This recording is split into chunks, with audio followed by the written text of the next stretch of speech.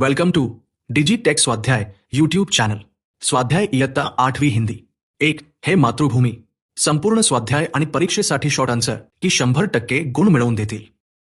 सूचना के अनुसार कृतियां करो. 1 कृति पूर्ण करो. मातृभूमि की विशेषताएं. उत्तर. 1 इसने श्री रामकृष्ण जैसे सपूतों को जन्म दिया है. 2 समुद्र नित्य इसकी पद्रज को धोता है. 3 समुद्र इसे प्रणाम करता है. 4 मातृभूमि का पुण्य नाम है.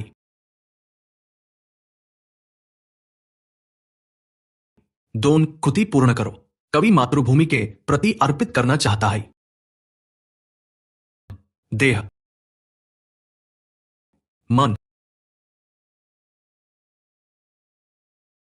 3 एक शब्द में उत्तर लिखो.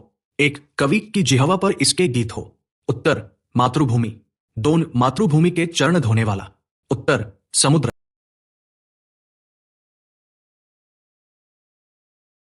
3 मातृभूमि के सपूत. उत्तर श्री रामकृष्ण. 4 प्रतिदिन सुनाने योग्य नाम. उत्तर मातृभूमि. 5 मातृभूमि के चरणों में इसे नवाना है. उत्तर शीश. 4 कविता की पंक्तियां पूर्ण करो. सेवा में तेरी बलिदान मैं जाऊं. उत्तर सेवा में तेरी माता मैं भेदभाव तजकर. वह पुण्य नाम तेरा प्रतिदिन सुनाऊं. तेरे ही काम आऊं, तेरा ही मंत्र गाऊं. मन और देह तुम पर बलिदान मैं जाऊं.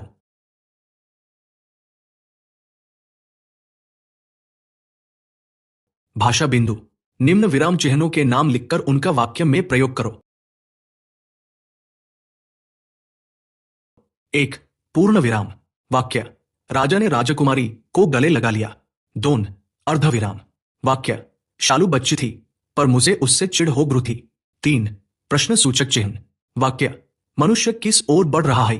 4 योजक. वाक्य. दिन भर बड़ी दौड़धूप रही.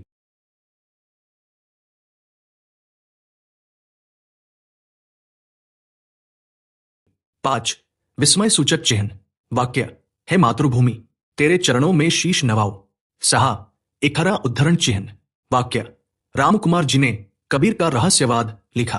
7 दोहरा उद्धरण चिन्ह. वाक्य. राजा ने पूछा तुमने क्या किया दानों का. 8 निर्देशक चिन्ह. वाक्य. सच ही कहा गया है, बुरे काम का बुरा नतीजा.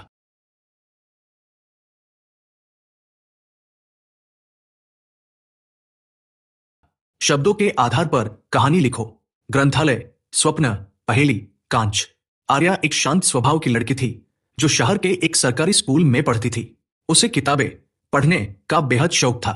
स्कूल का ग्रंथालय ही उसकी दुनिया था. वहां की कांच की अलमारियों में रखी पुरानी लेकिन ज्ञानवर्धक किताबें उसे बहुत भाती. वह रोज ग्रंथालय में घंटों बैठकर नुनरू बातें पढ़ा करती. एक दिन उसे एक किताब में अजीब सी पहेली मिली. ऐसी चीज जो टूट जाए तो आवाज करे पर उसे जोड़ने में समय लगे.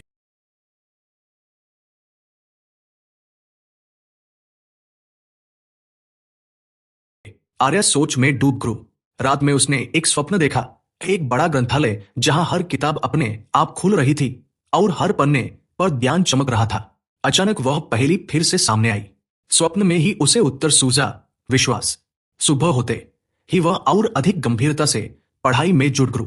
वह समझ चुकी थी कि किताबें सिर्फ ज्ञान नहीं, जीवन की सच्चाई भी सिखाती है. आर्या ने ठान लिया कि वह एक दिन ऐसी शिक्षिका बनेगी जो बच्चों को सिर्फ पढ़ाएगी नहीं, सोचने की दिशा भी देगी. समय बीता और आर्या एक आदर्श शिक्षिका बनी जिसने न सिर्फ ग्रंथालय को संवारा बल्कि क्रू बच्चों के स्वप्न साकार करने में मदत की.